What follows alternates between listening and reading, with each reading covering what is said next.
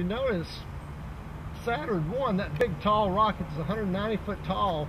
At the bottom you see lots of round cylinders. Well, that rocket was built in a real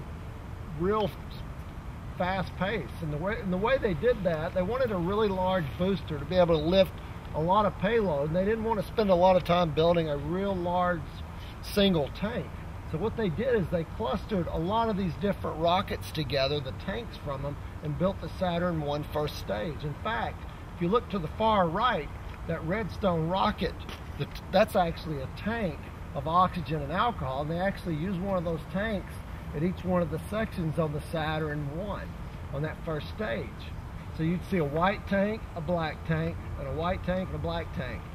Now down the center of those is actually a big fat tank, and it's actually that big fat white rocket sitting in front of the Saturn 1, and that's called the Juno rocket. That was the center tank.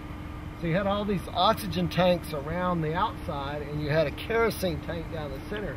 But that booster was built using pieces and parts from other space programs that were developed here in Huntsville, Alabama. So that's pretty innovative, and it really speeded up the development of the Saturn 1. It allowed us to launch an Apollo capsule to low Earth orbit and learn a lot about what it would take to ultimately go to the moon and do a very cool mission that we only ended up doing about 6 times.